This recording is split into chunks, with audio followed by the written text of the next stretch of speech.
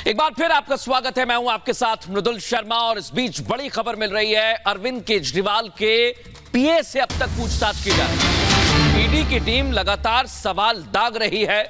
वक्त हो गया है 10.5 घंटे से ज्यादा और अभी तक सवालों का सिलसिला खत्म नहीं हुआ है। विभव कुमार जिनसे पूछताछ की जा रही है, ईडी मुख्यालय में यह पूछताछ जारी है।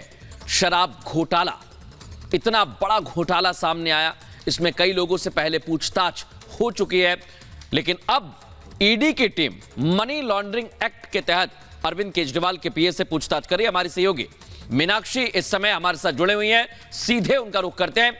मीनाक्षी, क्या जानकारी है? वक्त बहुत ज्यादा हो गया और कितनी देर यह पूछताछ चल सकती है?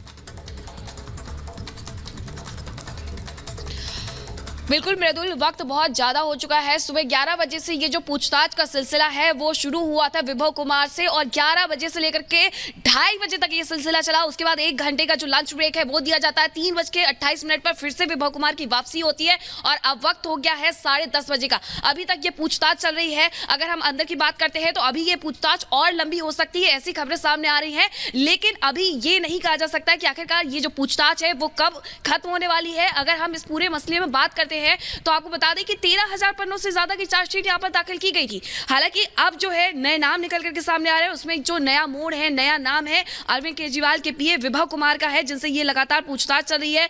10.5 घंटे से अधिक का समय हो चुका है। चार्जशीट की अगर बात कर लेते हैं तो उसमें भी अभिषेक बोयनपल्ली, शरद चंद्र रेड्डी, विनय बाबू, अमित अरोड़ा समेत कई लोग थे जिन्हें आरोपी बनाया गया था। लेकिन अब ये नया नाम और इसे साफ तौर पर आम आदमी पार्टी कुछ इस तरीके से देख रही है कि ये पीए नहीं, सीधे साफ तौर पर अरविंद केजरीवाल तक पहुंचने का जो सिलसिला है वो शुरू हो गया है और भारतीय जनता पार्टी पर इस पर सीधा आरोप मढ़ रही है। हालांकि ये भूल जाती है कि आबकारी नीति को लेकर के किस तरीके से यहां दिल्ली में बवाल मचा था और ये कहा गया कि आबकारी नीति की वजह से हर वार्ड में कम से कम 3 दुकानें और इन दुकानों को लेकर के सड़कों पर जिस तरीके से संग्राम छिड़ा था, भारतीय जनता पार्टी बस नहीं उतरी थी, यहां पर लोग भी उतरे थे और साफ तौर पर यह मांग कर रहे थे कि यहां दूध से ज्यादा दुकानें तो शराब की हो जाएंगी और ऐसे में हमारे बच्चे क्या सीखेंगे, मोहल्ले में किस तरीके से यहां पर जो लोगों पर प्रभाव है वो पड़ेगा। और इसको लेकर के लोगों की भी यही मांग थी कि इसे वापस लिया जाए। आबकारी नीति बहुत सारे सवाल हैं मीनाक्षी जिनके जवाब सामने आने हैं और इसलिए आप जहां पर खड़ी हुई हैं ईडी ऑफिस में पूछताछ की जा रही है। आप मेरे साथ बने रहिए।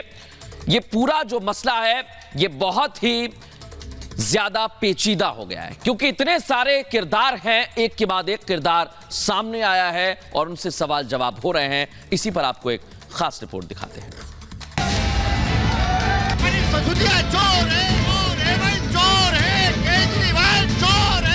आम आदमी पार्टी ने हमेशा देश में आतंकवाद फैलाने का काम किया है। इन्होंने जासूसी कांड जो किया है, मतलब इन्हें लोकतंत्र पे बिल्कुल विश्वास नहीं है। केजरीवाल के राइट हैंड और दिल्ली के डिप्टी सीएम मनीष सिसोदिया अब दोहरी मुसीबत में फंसते जा रहे हैं। इधर आबकारी घोटाले में मनीष सिसोदिया के बाद अब अरविंद केजरीवाल के पीए से भी पूछताछ शुरू हो चुकी है। ईडी ने उनसे करीब 10 घंटे से ज्यादा वक्त तक आबकारी घोटाले को लेकर कई सवाल जवाब किए। ऐसे में बीजेपी अब केजरीवाल को घेरने में लगी है। चोर है केजरीवाल, चोर है। जांच अरविंद केजरीवाल के घर तक पहुंच गई है, इसलिए अरविंद केजरीवाल को जवाब तो देना पड़ेगा कि किस प्रकार से इतना बड़ा घोटाला हुआ, किस प्रकार से आपने पॉलिसी को बदला, किस प्रकार से आपने बिना टेंडर के होलसेल के लाइसेंस बांटे, किस प्रकार से आपने कार्टेल को किया, किस प्रकार से ब्लैकलिस्टेड कंपनी को आपने ठेके दिए। ये सब तमाम सवालों के जवाब तो अरविंद केजरीवाल को देने पड़ेंगे। अरविंद केजरीवाल के निजी सहायक को आज ईडी ने क्वेश्चनिंग के लिए बुला रखा है। ये जरूरी भी है। जब एक एक प्लेयर 2,500 हजार करोड़ रुपया लेके जा रहा था तो अरविंद केजरीवाल सो नहीं रहे थे। इसलिए निजी सहायक के साथ साथ अरविंद केजरीवाल को भी बुलाना चाहिए और उसकी भी इन्वेस्टिगेशन होनी चाहिए क्योंकि सबसे बड़े नेक्सस का जो मुखिया है वो अरविंद केजरीवाल है। फीडबैक यूनिट के जरिए विपक्षी दलों पर जासूसी कराने के आरोपों से घिरे सिसोदिया के खिलाफ केंद्रीय गृह मंत्रालय ने केस चलाने की मंजूरी जैसे ही दी, बीजेपी ने केजरीवाल के डिप्टी सीएम के खिलाफ सियासी जंग छेड़ दी और दिल्ली में जबरदस्त विरोध प्रदर्शन किया। दिल्ली बीजेपी ने कथित जासूसी कांड को लेकर मनीष सिसोदिया के इस्तीफे की मांग की है और बाकायदा आम आदमी पार्टी मुख्यालय के सामने जमकर हल्ला बोल किया। चोर है केजरीवाल, चोर है। दिल्ली बीजेपी के कार्यकारी अध्यक्ष वीरेंद्र सचदेवा के नेतृत्व में कार्यकर्ताओं ने सड़क पर बैठकर धरना दिया और केजरीवाल सरकार को घोटालों की सरकार करार दे दिया। दिल्ली के लोगों के सामने इनका पर्दाफाश करने का भी बीजेपी ने ऐलान किया है। आम आदमी पार्टी ने हमेशा देश में आतंकवाद फैलाने का काम किया है।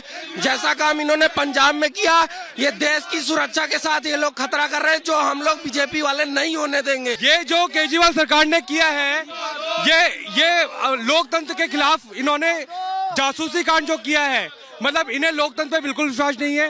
आज हर हालत में बर्खास्त करा के जाएंगे, और नहीं तो जो कार्यालय में ये अपने उसमें छुप के बैठे हैं ना, इनको घसीट के बाहर निकाल के लाएंगे। वो चोर इसी कार्यालय के अंदर बैठा है। आज उस कार्यालय पे हम जाके उसे घसीट के बाहर लगाएंगे। अरविंद केजरीवाल खुद भय से पीड़ित है, क्योंकि अगर ये भय से पीड़ित नहीं होते तो विजिलेंस डिपार्टमेंट इनके पास था, एसीबी इनके पास था, इनको फीडबैक यूनिट बनाने की जरूरत क्या थी। पहले से ही करोड़ों रुपए के आबकारी घोटाले में सीबीआई जांच का सामना कर रहे सिसोदिया पर अब यह नया संकट कहां से आया? आखिर क्या हुआ कि सिसोदिया जासूसी कांड में लपेटे में आ गए? दरअसल 2015 में दिल्ली सरकार ने फीडबैक नाम से एक यूनिट बनाई थी। इस फीडबैक यूनिट से अब जासूसी कराने का आरोप लगा है। बीजेपी ने आरोप लगाया है कि विपक्षी नेताओं की जासूसी करवाई जा रही है। ऐसे में एलजी ने कार्रवाई के लिए परमिशन मांगी थी, जिसको गृह मंत्रालय ने अब मंजूर कर दिया है। ऐसे में सिसोदिया के खिलाफ अब सीबीआई केस चलेगा। यानी सिसोदिया पहले ही आबकारी घोटाले में सीबीआई के शिकंजे में हैं और अब जासूसी कांड ने उनकी परेशानी को और भी बढ़ा दिया है। सिसोदिया ने ट्वीट कर इस बात का विरोध किया और लिखा, अपने प्रतिद्वंदियों पर झूठे केस करना एक कमजोर और कायर इंसान की निशानी है। जैसे जैसे आम आदमी पार्टी बढ़ेगी, हम पर और भी बहुत केस किए जाएंगे।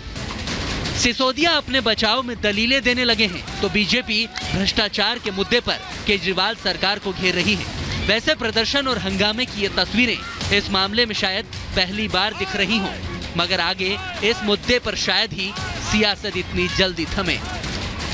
Bureau report, republic Bharat.